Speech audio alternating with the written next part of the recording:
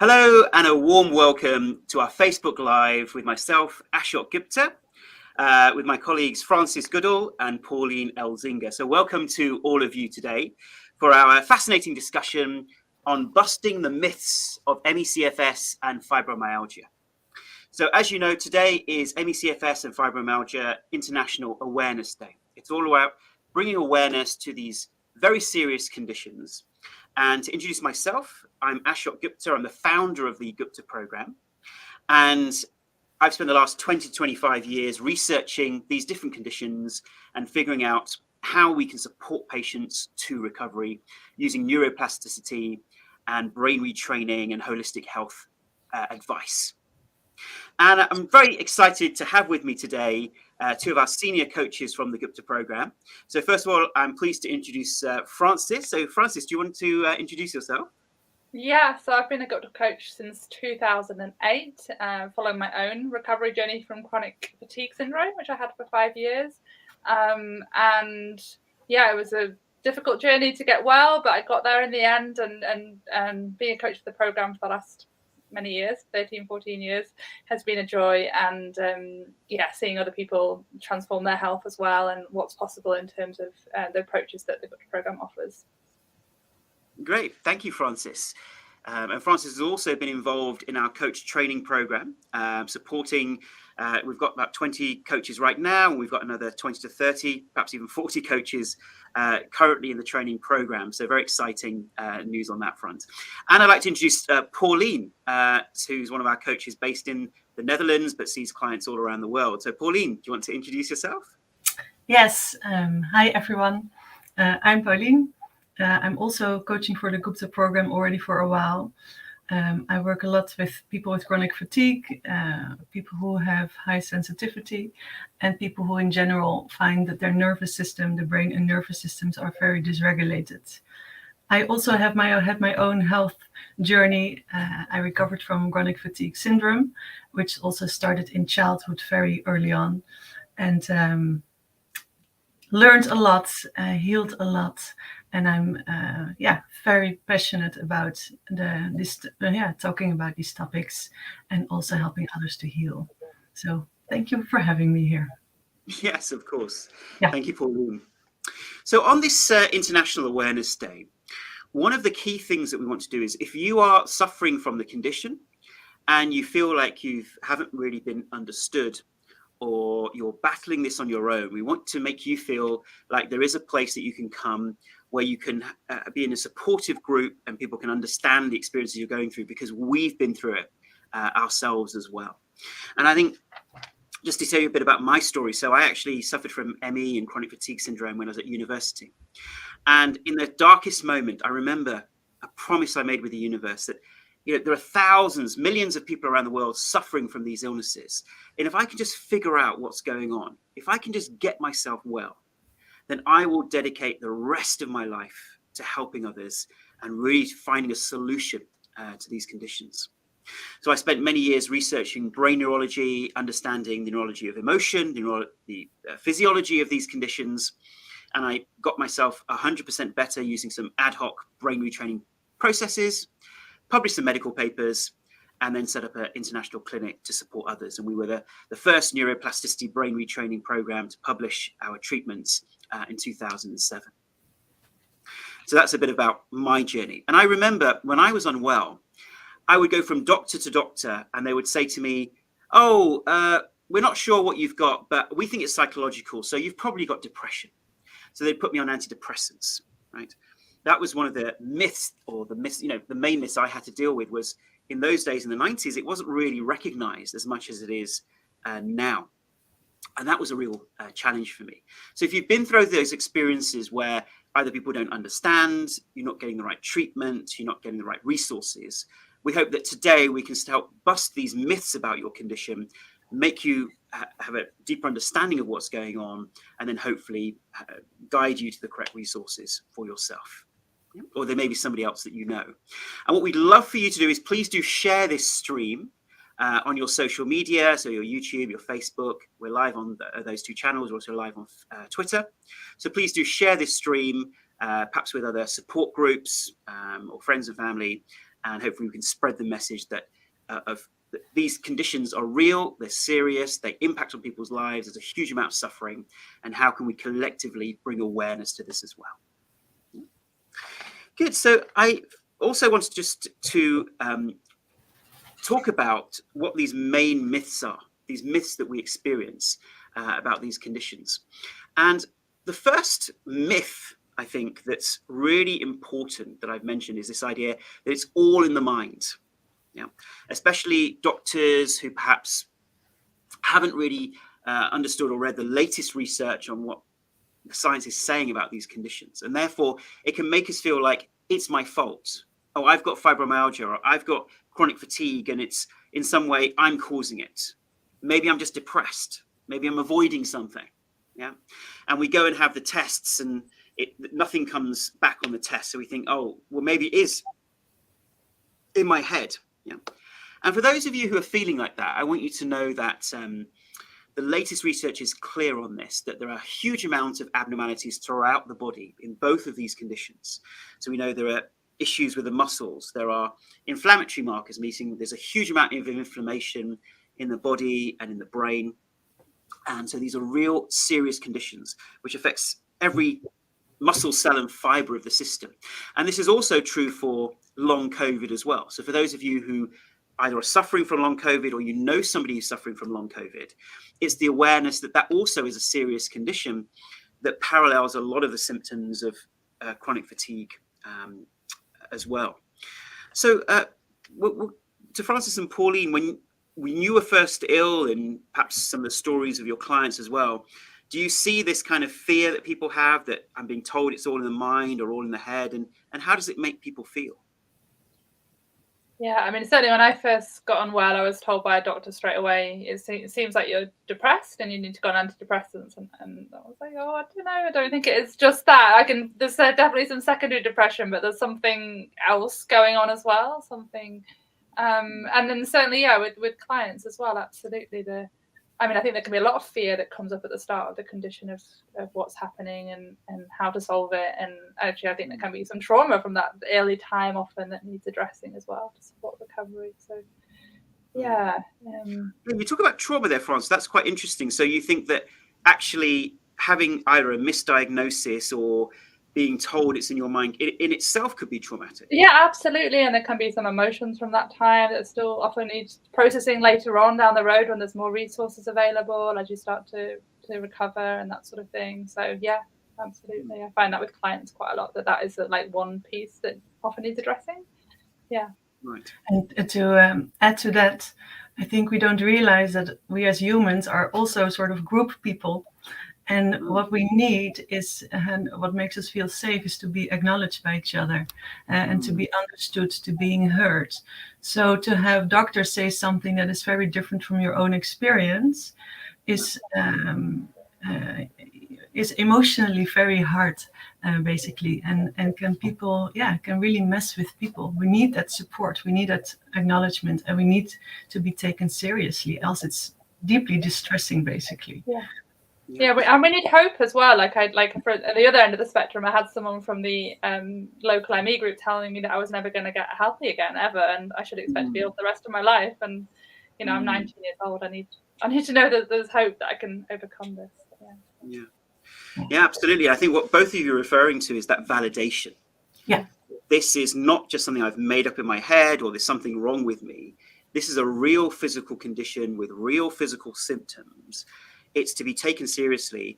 And the only reason that perhaps in the past doctors and clinicians have not taken it seriously is because the science hasn't kept up, or certainly the awareness of the science hasn't kept up with the latest research that's actually going on, proving that this is real and it's physical and it's nobody's fault that it has occurred. And I think that's really important. And to add to that, what I also see in clients, that actually many people who are dealing with these kind of illnesses have a lot of passion for life.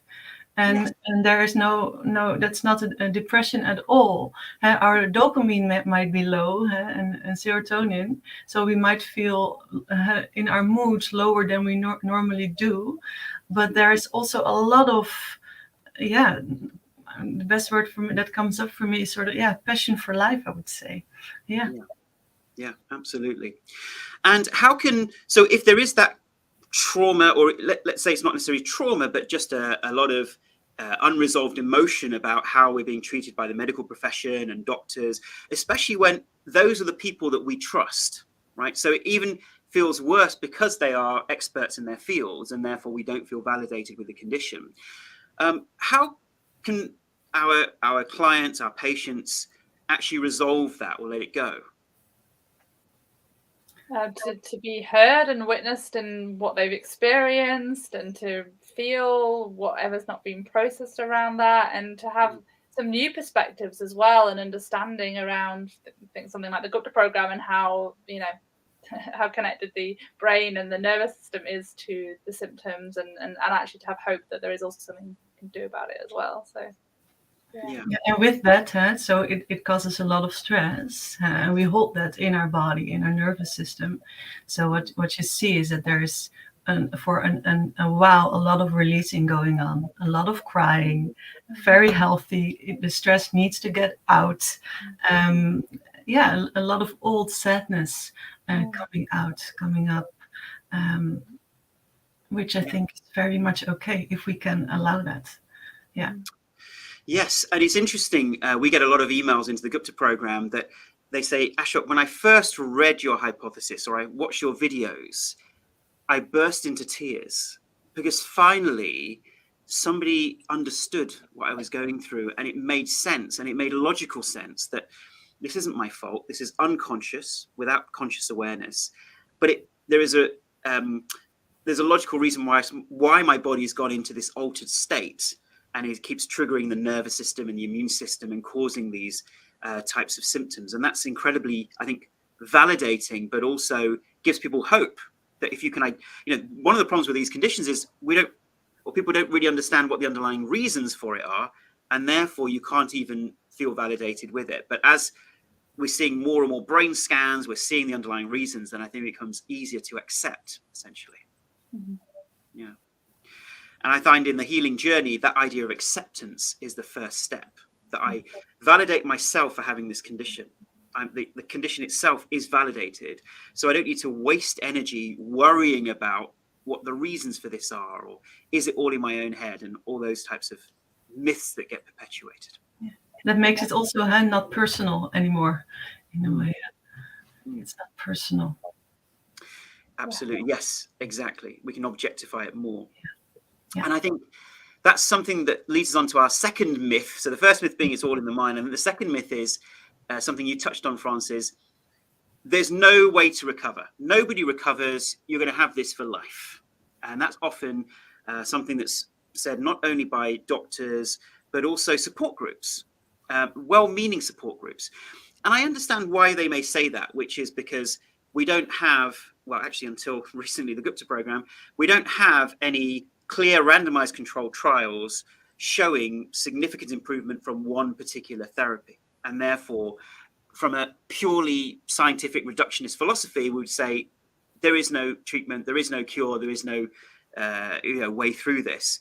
But in fact, certainly, whether it's through the Gupta program, whether it's through other avenues, people do get better. That's the message of hope that we really need to give to people, is that no matter what the doctors or the support groups say, many people do get better. And I see this issue happening where people recover. People have told us this in the Gupta program. They go onto these support groups and say, hey, look, I'm now 90% better. I'm 100% well. I'm exercising. I did the Gupta program. And they are then told, oh, well, maybe you didn't have the condition in the first place. Right? Now, how disempowering is that to people with the conditions? And really, we should be listening to people who recover and understanding more about that. So, yeah, have you both seen that with clients in your own experience?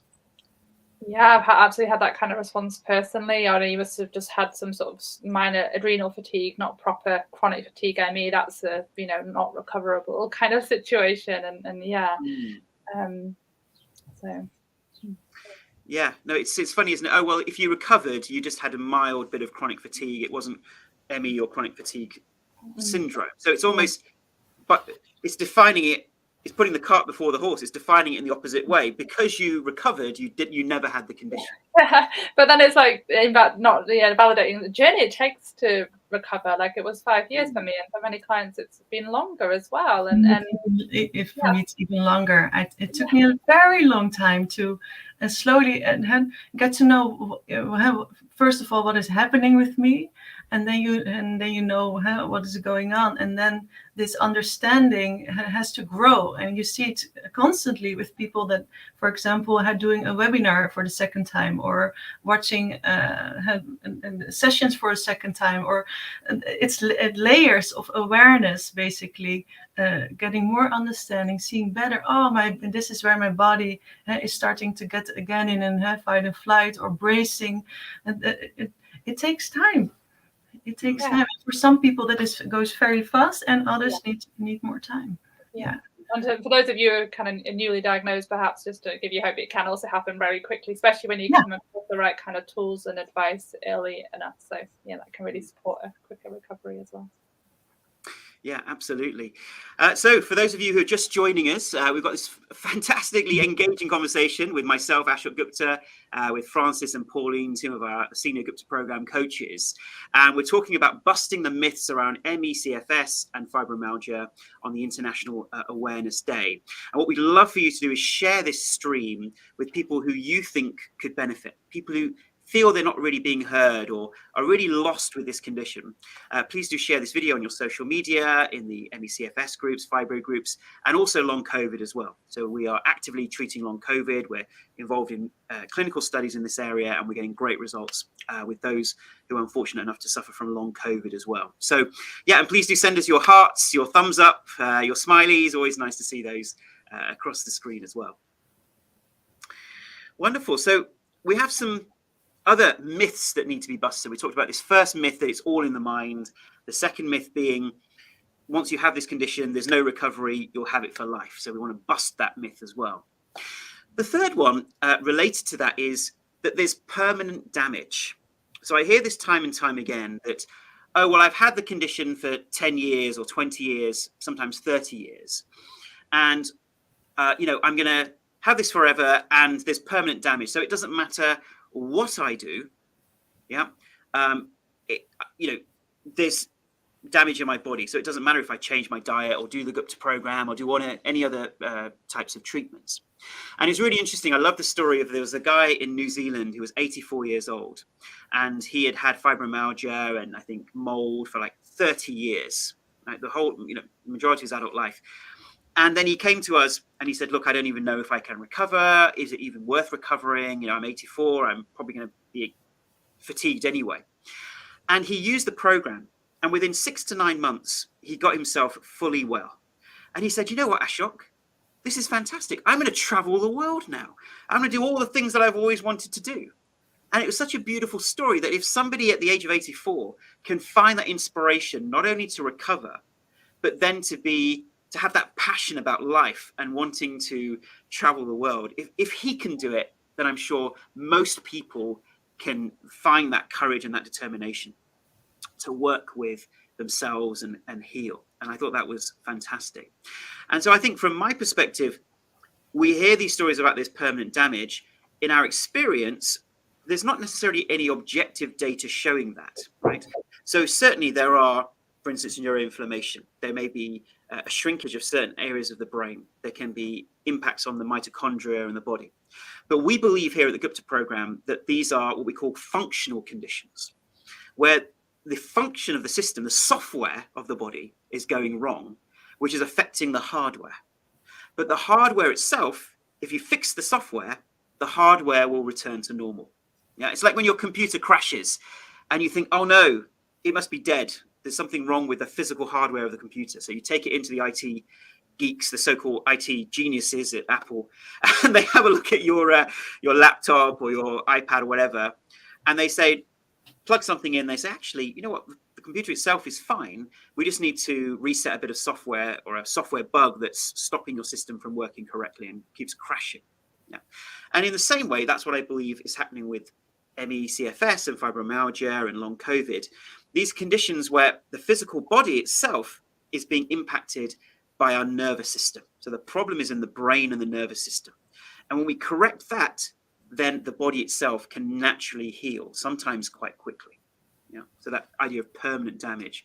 So Francis and Pauline, I'm sure your clients have kind of expressed this and the kind of depressive symptoms that may come as a result of believing that. Have you had any experience of that?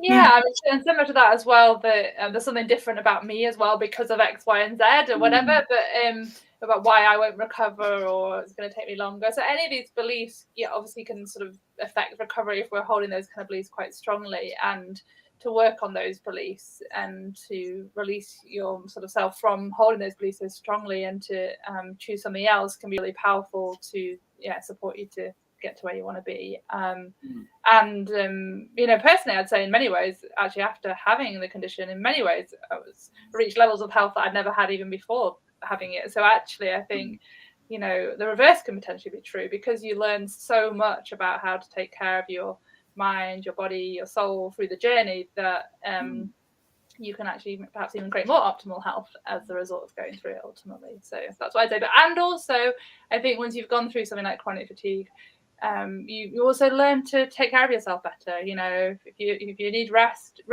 and things like meditation, which is part of the program, are beneficial for the rest of your life anyway. And I totally agree with that. Yeah, Pauline, anything you'd like to share? Yeah, I was thinking what in my own healing journey, what was always very clear to me that I had there were weeks where I was, let's say, off, where I was quite dysregulated, and it was always followed by weeks where I was doing a little bit better. And in these weeks that I was doing a little bit better, so in a way our process goes like that as well. What always was very clear to me was that I was less sensitive, less allergies. My menstruation cycle was better, and my skin was better, my digestion was better, and when I had these periods where I was more off, and that all went out of balance again. So it was very clear to me that there is something underlying that is influencing all the symptoms that I'm having, but depending on how I am doing, a lot gets better as well. So that gave me always a sense of trust of it's really the brain and the nervous system, not so much all these individual symptoms going on. And I think it's also people who are going on holiday, they will say, oh, I felt so much better. Often they are less sensitive for their foods and they are more relaxed and sleep is better. And you see so many signals that the system is having it a little bit easier, so to say. Yeah, and it's a really important point you brought up there, Pauline, which is we have these ups and downs. Most people experience the ups and downs with a condition. Yeah. Now, if there was permanent damage, like if you break your leg, right? It's suddenly not one day less broken than it was on another day. Whereas this condition is a condition of the function going wrong. So if the function goes wrong on one particular day, your symptoms get worse. But another day when the function returns to normal, your symptoms get better. And that should give us hope that there isn't that permanent damage necessarily. Of course, we can never say 100%, and everyone should get their symptoms checked out by their doctor before starting any kind of program. But at the same time and time again, we see people who started with that sense of, it's permanent damage, I've had this for 20, 30 years, but then they've still been able to use the Gupta program to recover and get their life back. And we shouldn't underestimate as you say, the strength, the power that they've employed within themselves, and really respect that journey that they've been on to be able to achieve that type of recovery. And then finally, another myth that we see time and time again is this idea that the only way I can get better is if I go on this very strict dietary regime. And perhaps they see, a nutritionist, and don't get me wrong, there's lots of great nutritionists, dietitians, naturopaths who are doing great work with these types of patients and clients. But at the same time, sometimes going on this exclusion diet where, okay, the only way you're going to get better is if you go on this anti-candida diet or you cut out all of these foods, and that's the only way you're going to get better. What do you see as a result of when people hear that and they then try to get better through that type of route? It's incredibly tempting. Let's start with that. Yeah. It's incredibly tempting, and what I see of many people where I work, we are constantly tempted by commercials, by all on the internet to start a diet again with the promise that this is going to heal. But many people have already been through many diets and or supplement regimes or whatever. And if you would ask, did that heal you? Often the response is no. But it's had the seeking has something that diet that might be able to heal us, and that is giving something. It is a trying that is giving me a sense of hope, or it's giving me a sense of, oh, maybe I am getting better. It's giving me a sense of safety. I will be okay in my life. All these things are not going to give that, and that sense of safety or reassurance. That's something that is in us if we reconnect with our body. So in a way, we are seeking it often a little bit at the wrong place, and we seek that reassurance or that comfort or that knowing it will be fine or that relaxation in doing all these things. But it's to be found when we reconnect with ourselves. So that's what I see a lot, and I can even I have also still have days that I'm like, I feel a little bit fatigued, and I can also be walking on the street and think, shall I get a bottle with magnesium or whatever. I know deeply that it's not the solution for anything. I've all tried it, but it's so tempting. It is so tempting. You know, Paulie, it's so funny you say that, because exactly that's the way we think of medicine, which is there's something wrong with the body. I go and see somebody, they give me a box of pills, and then I get well. Yeah. And therefore it must be, and often many well-meaning alternative practitioners will do the tests and say, that enzyme is low. That's the root cause of your condition, or that transmitter, or that binder. We need to fix that, and then you're going to get better. And those things certainly may help, but they're not necessarily the root cause of why someone's ill. But when we have that belief system, then we're constantly chasing that. And we generally find people have 20 supplements they're on, right? But then they may feel better, but the moment they have a stressful period in their life, their condition just goes back to the same that it was, before. Now, certainly we here at the Gupta program, we have an anti-inflammatory diet and supplements that we recommend, but we call it the 80-20 rule. Yeah. So, well, not the 80-20 rule, but the 80% anti-inflammatory diet. So you can stick to it 80 to 90%, but if you don't, that's okay. That's not the thing that's making you ill. So it gives people a bit of leeway and doesn't put this strict pressure on them that I must do it this way, otherwise I'm not going to get better. You know? And I think what you're saying there, I must do this and then I get better. It already shows a little bit the dysregulation we are in. If we found ourselves in our minds very obsessed about and very strict and controlling about anything, food, supplements, but also routines, we are very much up here. That's what happens when we are dysregulated. We have to ground ourselves back, breathe, and have a stretch, have a meditation. But from here, it's never the state where we want to make decisions from, or where we are clear about what we really need. Yeah, no, some really wise words there, Pauline. Absolutely.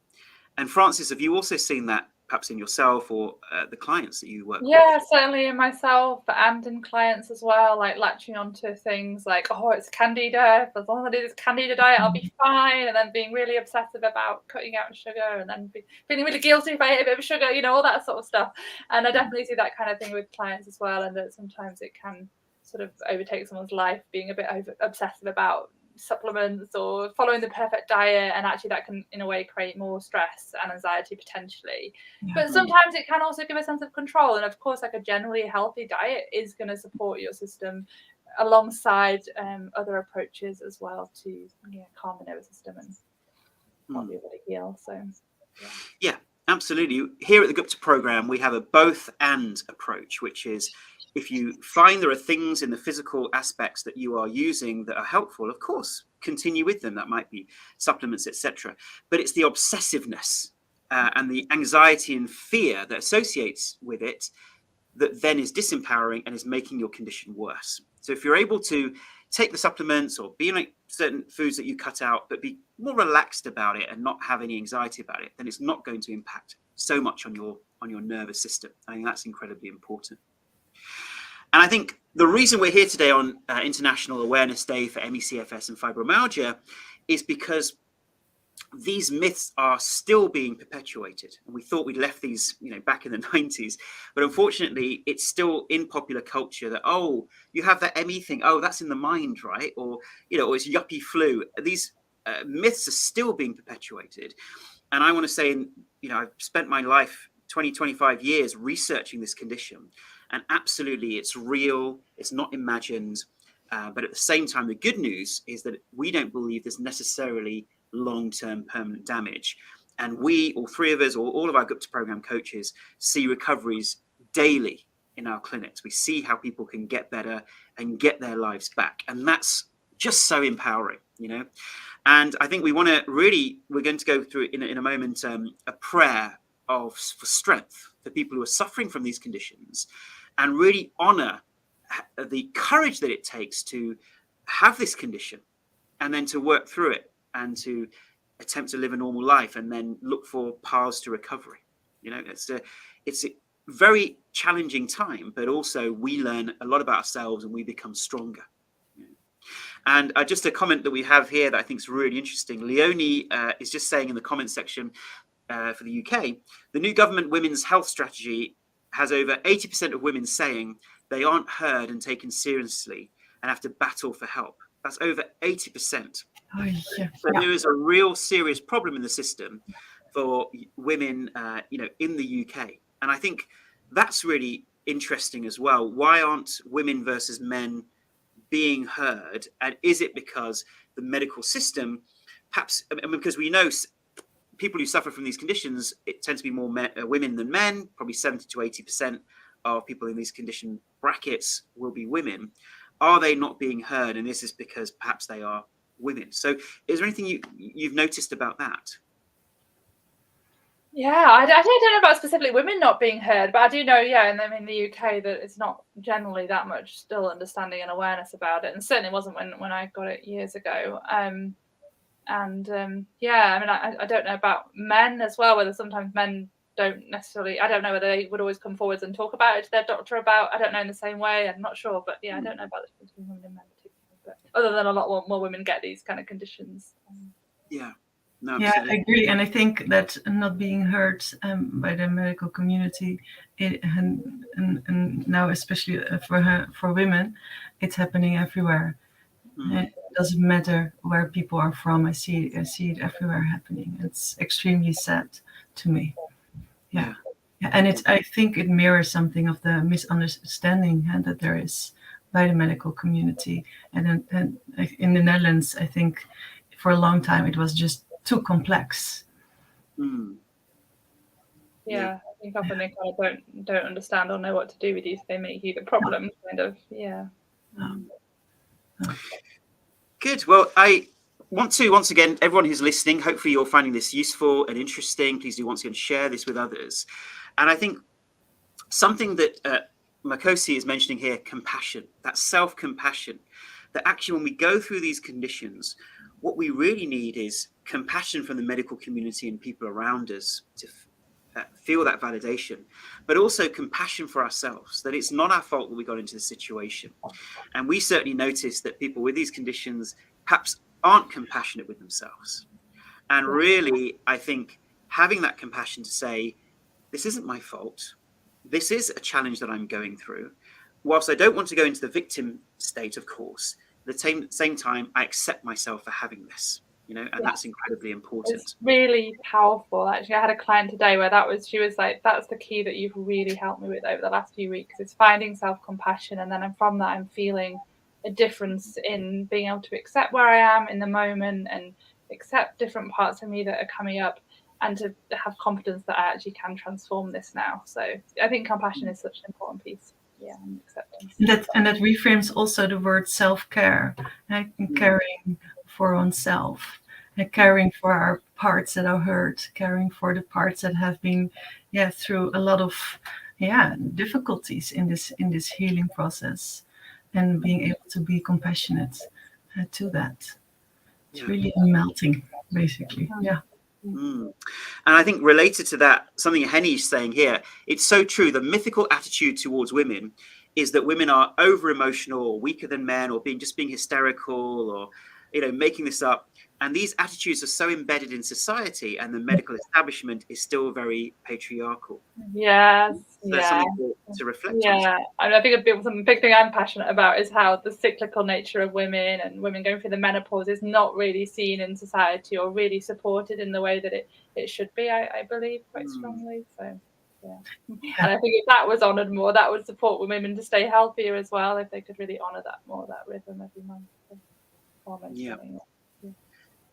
Yeah, absolutely. And I think the system is set up in a patriarchal way, in a male-orientated way, which is you wait until something goes wrong. So once again, we're waiting for outcomes versus a holistic approach to health. And then when something goes wrong, you see your doctor. But, the doctor, although, and there's a fantastic doctors who've got great bedside manners, and they can be very calming and very compassionate, but ultimately they have 5 or 10 minutes with you to diagnose and treat and prescribe. And it doesn't necessarily make someone come away feeling that this health system is acknowledging what I have and treating it holistically, and seeing that it's more complicated than there's something wrong with my muscles or my legs and my energy levels, and therefore give me a pill. It's more about my overall health, my mental health, my emotional health, my spiritual health, as well as my physical health. That it needs to be approached holistically. And I do see some fantastic functional and integrative doctors now taking the holistic approach and realizing that we get better longer term health outcomes when we look at life in that way. And I really respect the people who, and even mainstream doctors who are now, when certainly in the UK, if somebody comes now with depression, they're not allowed to prescribe antidepressants straight away, but they can actually look at someone's lifestyle and say, well, actually, what kind of exercise are you getting? And they can even prescribe dance classes or activities that encourage socializing and helping people overcome depression in a natural way, or going for nature walks. So I think this is gradually, we're seeing the shift in society more towards that holistic care, which I think is more of a feminine way and a holistic way of healing, I think. And very much needed. And many illnesses have been first through years of misunderstanding, not being understood, not being acknowledged. And then at a certain point, there's always a point in history and that a disease becomes more understood. And we are happen to be in this time of our lives where we have to go through the misunderstanding and hopefully the switch until that there is more awareness and more help. Absolutely. Well, it's been incredible chatting to you, both of you, Frances and Pauline. Thank you so much for coming on. And just to let everybody know, we want to answer your questions. We want you to feel heard and understood. So for the first time, I'll be conducting a private webinar on Zoom with any of you who perhaps are new to the Gupta program or haven't got the Gupta program and have questions about your condition, how my hypothesis applies to your experiences, and how perhaps the Gupta program can help you. Now, this particular webinar will be on Thursday, the 19th of May, so next Thursday. And if you want to find out more information about that, all you have to do is simply go to our website, which is guptaprogram.com, sign up for the free trial. And when you sign up for the free trial, you'll automatically, in a few days, get an email which will give you more information about our private webinar next Thursday. And on that webinar, you'll be able to ask me questions. I'll be answering lots and lots of questions. I want to make sure everyone is fully clear on our hypothesis, how the Gupta program can help.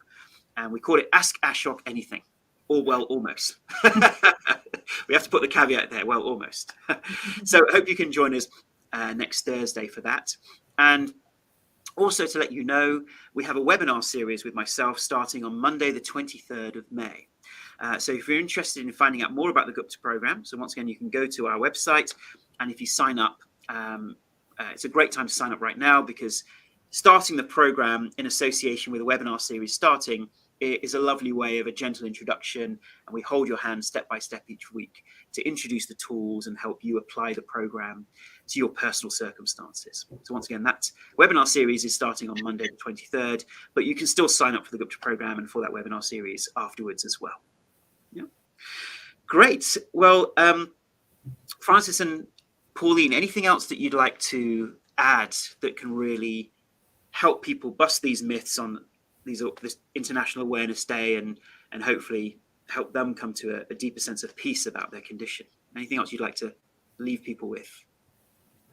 I think one of the most important things that you said in the beginning, it is all about the brain and the nervous system, and the nervous system goes to all our organs, all the places, the spaces in our body. So it's really the brain and the body. So don't doubt, you don't have to doubt that, and if you need any of that being more affirmed, that's how you say it, I think, go on the Facebook page, and there's a whole community here that is believing you, that is hearing you. Use it in these times when you feel you're in need of that. Yeah. And I wish you a lot of healing. Yeah. Sorry, so I missed that last bit, Pauline. And I wish people and a lot of that they will heal, and then make little steps slowly, and Thank you, Pauline. And Francis, anything you'd like to leave our listeners with? Yeah, just to really leave with a sense of hope that you can recover, that these conditions are recoverable, but also honouring of how real and valid the symptoms are and your experience as it is right now, and the power of bringing acceptance to that and bringing compassion to that, and getting support like through the book program and the community involved and the coaches and lots of different support options available. Wonderful. Thank you, Francis. And what I would also like to leave people with is, if you are feeling misunderstood by doctors, perhaps even friends and family, we can sometimes use up a lot of our own energy arguing with those doctors or arguing with those people to try and persuade them of our point of view or try to help them understand. And I find there's a lot of frustration, a lot of anger that comes from that in support groups, in individuals. And as much as you can, I would encourage people to really let go of that need to try and convince people, because it's a huge waste of energy. And sure, you can send them perhaps the Gupta program information and some videos or some articles, but really just focus on your own healing. Let it go. And it's not their fault that they are misinformed about this, because it's the media, it's the mainstream, it's information about these types of conditions and the way that the medical profession looks at these conditions. It says, well, if we can't find anything physically wrong, then it's not a real illness. But sometimes they're not looking in the right place. And the hardest place to look is in the brain. And therefore, for me personally at the time, I found it incredibly healing to, first of all, just release and let go of the need to persuade people or convince people. And eventually there was, and I don't say everyone else has to do this, but there was a feeling of forgiveness. I forgive the people who don't understand this, or the doctors who treated me in a bad way, because it's not their fault. They just, this is not a mainstream understanding, and it's going to take time. So rather than trying to convince and persuade and getting frustrated, let me save that energy and focus on my healing. And that's the thing that matters the most. Yeah. Good. So thank you so much, Francis and Pauline. And to finish off today, what I thought we would do is a prayer of gratitude for those who are going through these types of conditions, a prayer of strength, honouring the courage that it takes to endure these conditions and move through them. And I'd love for us to do this collective meditation and hopefully spread positive vibrations around the world for those who are experiencing this. So thank you so much, Francis and Pauline, and we'll go into this meditation now. Okay, everybody. So if you'd like to sit comfortably and just close your eyes and just become aware of your body right now. And let's take a slow, deep breath in from the stomach.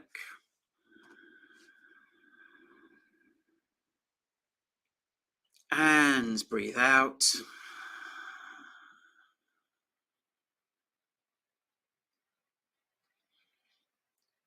Another slow, deep breath in.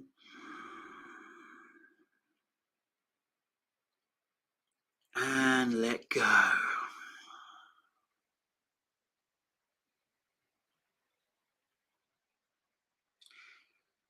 And let's become aware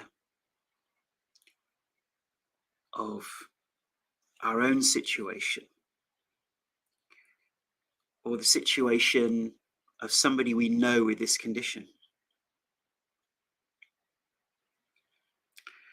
And all the millions of people around the world who are suffering from these neuroimmune syndromes, these types of illnesses.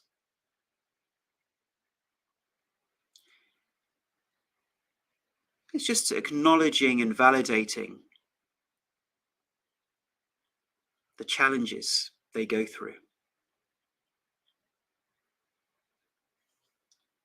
And in some cases, the suffering they go through that is often hidden. Let's spend a moment just acknowledging and validating that for people,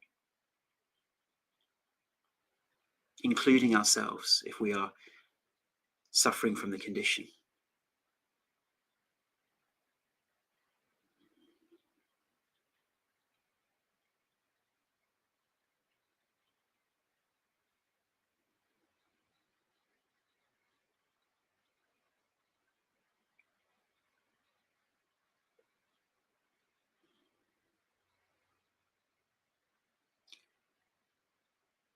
And to those people,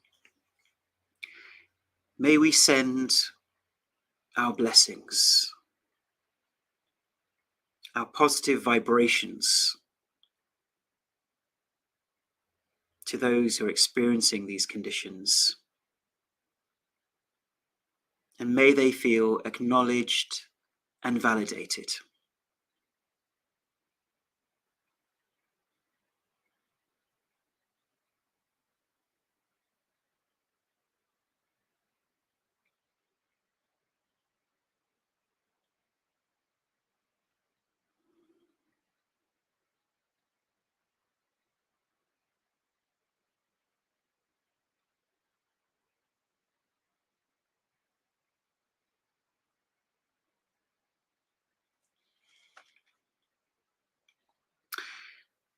And let's take a slow, deep breath in. And breathe out slowly through the nose.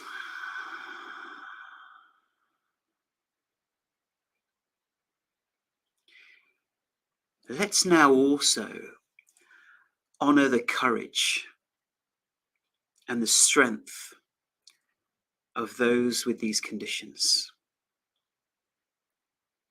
If we ourselves have it, we can honor the courage and strength within us. Or if it's a friend or family member, or the other people around the world who have this, let's honor their courage and their strength to go through what they're going through.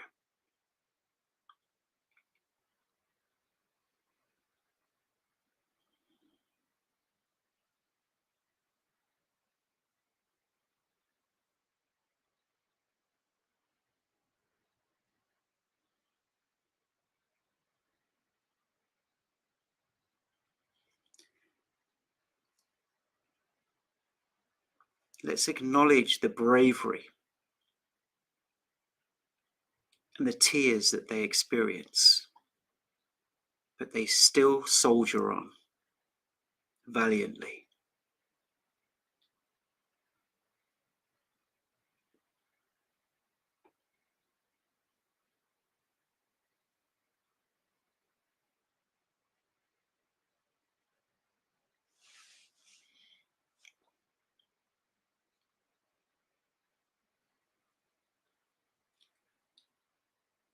Let's send our blessings May their courage increase. May they go from strength to strength, to have that emotional and mental strength to find solutions for themselves and to heal and recover. May they find the strength to do this.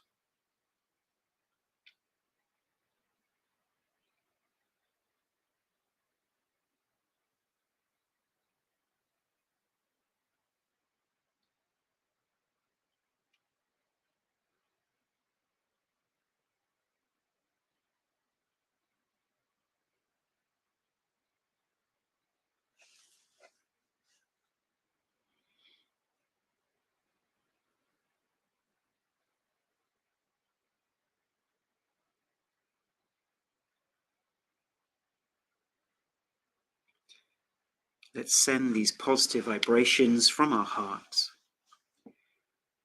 to ourselves and those millions of people around the world.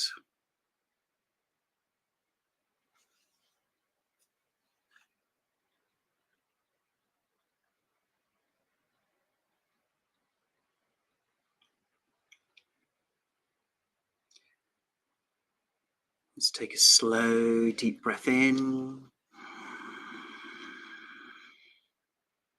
And breathe out.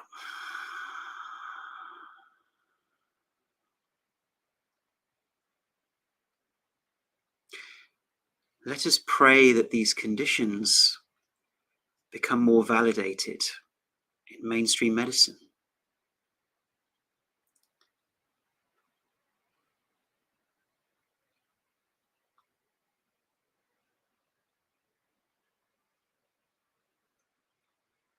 And that we acknowledge the pain in the heart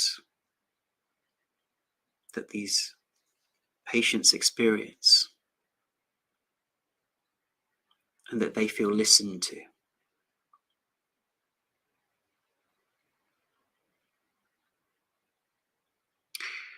And when we now pray that people with this condition will find their path to recovery, whatever path that may be that's right for them,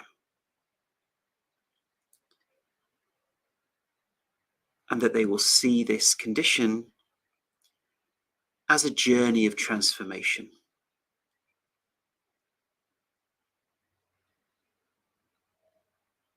And that they find their salvation.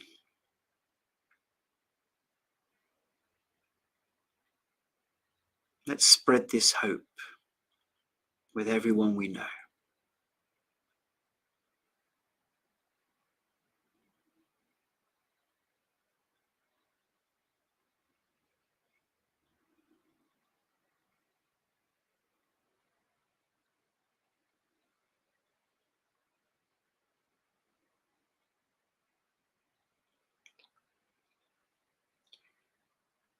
Sending out these beautiful vibrations with love.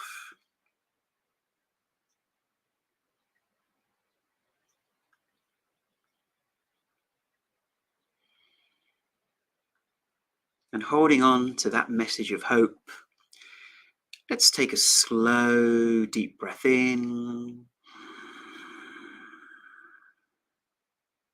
And breathe out with a smile.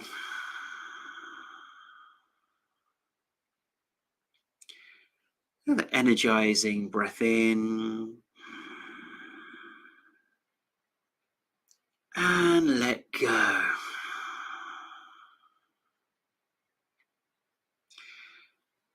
And with a smile, when we feel complete, we can just gently open our eyes.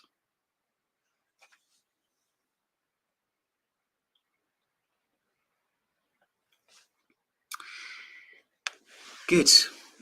Welcome back. Well, hopefully there we've spread some positive vibrations around the planet. And really, if you yourself are experiencing the condition or you know someone that is, hopefully those words have been soothing and help people feel a little better just by knowing that there are people out there who support you. Yeah. And let's bring Pauline back on as we finish off our live stream. Hi there, Pauline. Hi. I just wanted to ask you, finally, as we finish off, how do we create that sense of hope and that positivity that healing is possible? How do you create that within your clients to really help them, on that road to recovery? That belief is so important, isn't it? I think it's very much in looking at the small changes that are happening. And so if you follow the Gupta program, you know that we talk a lot about the fight, flight, and freeze responses. And so every time we are, and the fight response is not that strong or not that long, or you find you're able to bring yourself back into the state of rest and digest a little bit better or faster. And that's change. Or when we are in a freeze response and we've after meditation and we are able to lift the freeze response and get out of that. That's you doing that. That's you retraining your brain and nervous system. So it's often not in the big changes that we have to look at first. It's way more in the small changes that show regulation is happening. We are a little bit less triggered, or if we are triggered, we are able to observe it more in ourselves and are fully identified with our parts of it. That shows you there's more regulation on board. That shows that we are on the right track, basically. And often there are many of these small changes happening, and that's that's helped me. That I think that helps many people to look at that we are on the right path, basically, to healing. Yeah, absolutely. Good. Well, thank you for those final inspiring words, Pauline. So once again, if you would like to join me for a private webinar next Thursday, the 19th of May, simply go to guptaprogram.com. You can sign up for the free trial. There's no credit card involved. And then you'll receive an email in a few days. And that will be just a webinar for people who don't have the Gupta program. You can ask me questions. It's called Ask Ashok Anything. Well, almost. And hopefully that can be inspiring for you to realize that recovery is possible. Many people get their lives back through so many different avenues, and you can too. And of course, we start our next webinar series on Monday, the 23rd of May as well. So thank you so much for watching. Please do once again share this on your social media with your friends and family, and let's get the word out on this International Awareness Day that your condition is validated, that mainstream medicine is now becoming more aware of how important it is to validate this, and that recovery is possible. And that's the message of hope that we want to spread today. So thank you, Pauline. Thanks to all of you for watching. Thanks to Jess and the whole team for putting this event together. And we look forward to seeing you hopefully next week on our Q&A. So thank you so much, and goodbye.